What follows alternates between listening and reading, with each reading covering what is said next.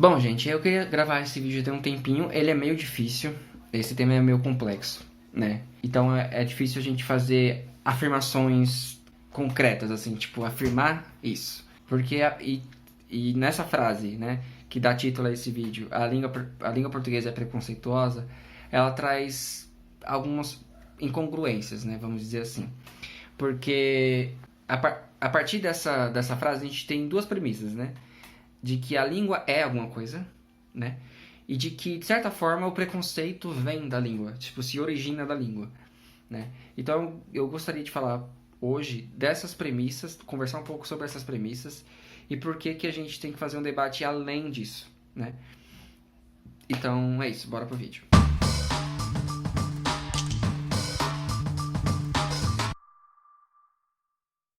Olá, eu sou o Beto Oliveira e bem-vindo para mais um vídeo do canal Nas Entrelinhas. Gente, antes de tudo, se você ainda não se inscreveu, mais uma vez eu peço, se inscreve no canal, aperta o sininho de notificação para receber todas as notificações do canal, clique em gostei, né? Me segue nas redes sociais, PR7 Oliveira em todas elas.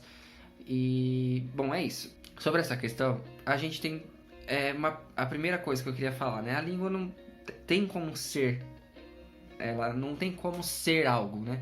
Ser machista, ser racista, ser homofóbica. A gente está tratando de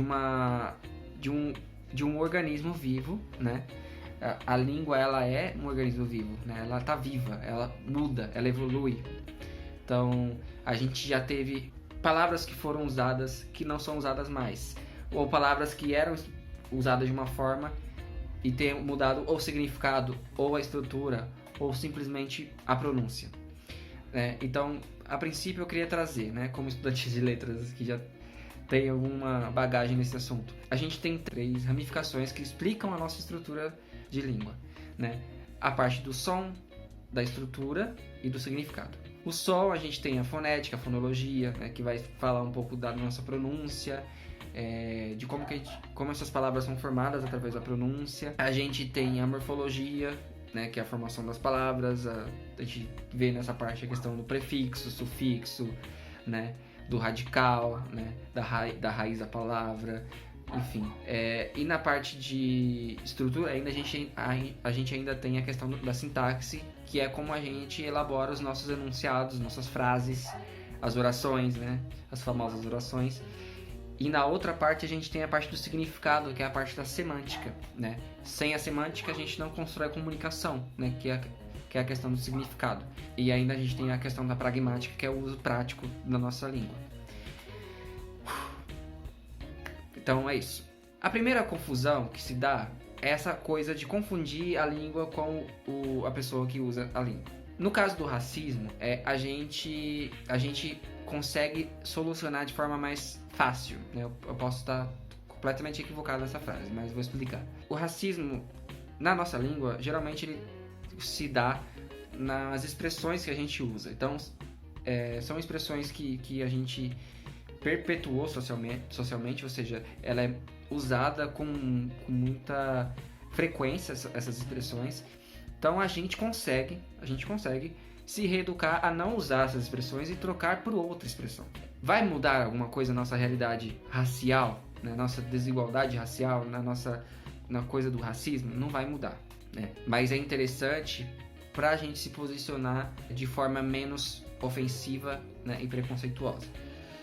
Entender a origem dessas expressões, como a palavra denegrir, que é muito lembrada, a frase feito nas coxas, meia tigela. Inclusive eu tenho um texto sobre isso, eu deixei vários textos inclusive aqui na descrição para vocês quiserem ler sobre o assunto. Então essas expressões a gente pode deixar para lá, ó, coloca lá na gaveta, ou gaveta não, né? Joga fora mesmo, joga no lixo e usa outra coisa, porque isso tem a ver com uma coisa do nosso passado, que é a questão da escravatura. Então teve marcas linguísticas também, entende? Então a gente pode se desfazer dessas marcas.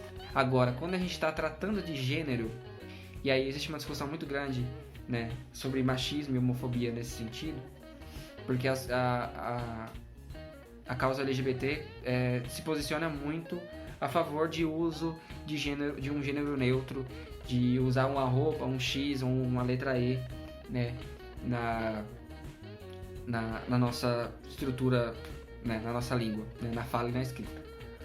Porém, a gente precisa pensar melhor sobre isso, né? Por que eu falo isso? Porque existe uma confusão. Primeiro, falando um pouco sobre machismo, existe uma distinção que a gente precisa fazer. Além da distinção entre fala e escrita, ou seja, a fala ela é autônoma. A gente faz, ela é autônoma e espontânea. A gente faz o uso dela conforme a gente aprendeu. Então a gente vai falando sem estar planejando o tempo todo o que a gente vai falar, né? A escrita já é um outro sistema que a gente precisa ter um cuidado para que essa estrutura de enunciados que a gente for escrever seja compreensível para a maioria das pessoas, né? Então vai ter que seguir uma estrutura sintática, né? Vai ter que ter o artigo, vai ter que ter o verbo, vai ter que... aquilo que a gente sabe. E a gente tem a distinção entre gênero gramatical e o gênero social, né? Que seria o papel masculino e feminino em nossa sociedade, né? E aí que entra a causa LGBT, trazendo um pouco a demanda de pessoas não binárias, né? De transexuais e transgêneros, né? Então, e outras expressões de gêneros, né? Que são diversas, né? Hoje a gente entende, graças à causa LGBT, que existem outras expressões de gênero. E aí existe uma certa exigência que a língua contemple essas pessoas, né? Só que a questão é que a questão de gênero é complicada porque o gênero, ele não bate com a questão do gênero social. O gênero gramatical, ele tem mais a ver com a estrutura mesmo, né, da língua, e não com a parte social. Vou explicar. Toda a língua, a grande maioria, e as latinas, elas possuem variação de gênero. Então, a gente tem masculino e feminino. O latim, que é a nossa origem, tinha masculino, feminino e neutro. O grego também. Na nossa língua, a gente já não possui o neutro. A gente tem, por exemplo, o E, que geralmente é comum de dois gêneros. Então, a gente usa estudante. Estudante, a gente nunca sabe se a gente está falando de um estudante ou de uma estudante. A gente determina pelo artigo, né? Então a gente chama de comum de dois gêneros. Tanto que quando a gente faz, é isso que eu falo, né? O uso social, ele é poderoso, né? A gente tem liberdade na nossa língua, né? É isso que eu quero dizer. Por exemplo, quando a Dilma Rousseff era presidente, ela pediu para ser chamada de presidenta, né? Para colocar esse conteúdo social, trazer esse conteúdo social para a língua. Primeira presidente mulher do país trouxe essa coisa social para a língua. Então a gente tem esse poder, né, de trazer uma coisa social, de trazer uma causa, uma luta para a língua. Eu não estou desdenhando disso, tá, gente? Isso é importante, é relevante. Mas quando a gente está tratando de estrutura da língua, é complicado a gente falar, opa, então a gente joga fora essa língua que a gente criou até agora, que a gente tem até hoje, e vamos fazer uma nova língua. Não é assim que funciona, né? Até porque se a gente for simplesmente colocar tipo na palavra alunos, por exemplo, colocar um arroba, um x ou um e, a gente não vai mudar por completo a situação da nossa língua, porque a nossa língua, além do artigo e do substantivo variar em gênero, a gente tem a questão da concordância. Então, todas as palavras precisam estar concordando em gênero. O artigo, o substantivo, o adjetivo, né? Então, esse debate é muito mais complexo do que parece. Inclusive, tem um texto aqui embaixo que é bem pesado, tá, gente? Quem não é da área de letras vai cansar na hora que estiver lendo, não vai entender nada. Vai entender pouca coisa, né? Provavelmente. Porque são coisas que a gente pouco lembra de gramática, e são coisas também de gramática que são mais aprofundadas, porque a gente está falando de um texto, né, de linguística. A gente consegue trazer coisas de causas, né, sociais, de luta social para nossa língua, falar, opa, a gente existe, isso é legal, isso é muito relevante, é importante. Agora, propor uma mudança na nossa língua por conta disso, porque a língua porque a língua é isso, porque a língua é aquilo, a gente não é possível fazer esse tipo de coisa, né? Não é possível porque a língua não foi construída, ela não se estruturou com base nesses avanços ou retrocessos sociais. É isso que eu quero dizer. Ela não evoluiu através desses retrocessos ou desses avanços. Ela evoluiu por si só pelo uso cotidiano do dia a dia, né? E a gente foi construindo uma gramática, um sistema que procure explicar e descrever, né, melhor esse uso que a gente faz. Então é complicado propor um tipo de mudança na língua por conta disso. A gente não pode fazer afirmações desse tipo porque elas não batem, as duas coisas não batem. E quem é machista somos nós, né, homens. Quem é racista somos nós, não é a língua, né? Quem é homofóbico somos nós, não é a língua. Então, a gente pode rever expressões, rever usos, rever se a gente está incluindo ou não, né? Então, é interessante buscar outras formas, né? A gente pode expressar inclusão em texto, né? Quando a gente fala para todos e todas as expressões de gênero, né? E a gente também pode usar o E, né, em situações assim. No caso quando a gente fala do arroba e do X, que fica complexo, porque são expressões impronunciáveis, né?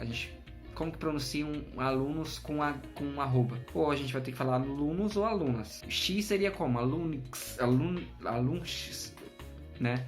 Tem até um vídeo do Porta dos Fundos que eles fazem uma certa piada com isso. Por isso que eu falei, não é uma coisa que dá pra bater o pé e falar, opa, é isso, entende?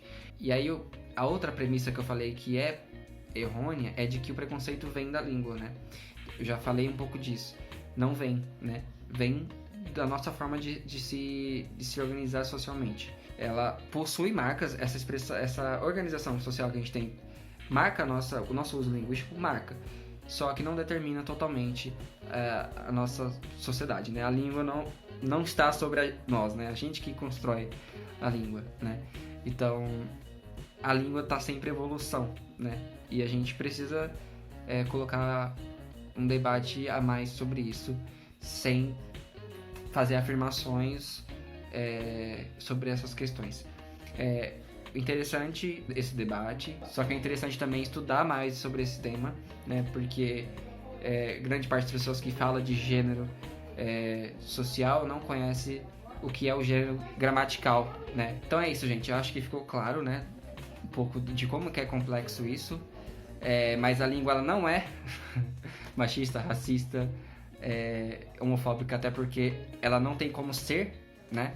E o preconceito não vem do nosso uso da língua, né? Então é isso, gente. Acho que ficou claro, né? Então, mais uma vez, se inscreve no canal se você não for inscrito, clique em gostei, me segue nas redes sociais, PR Sati Oliveira em todas elas. E, gente, também uma coisa que eu tô esquecendo de falar, eu tô fazendo revisão de textos, né? Se por acaso você tá escrevendo algum trabalho acadêmico, artístico, que precisa de uma revisão, né, ortográfica, gramatical, vem ter contato comigo e a gente faz o orçamento, tá? Então é isso, até mais e fiquemos bem.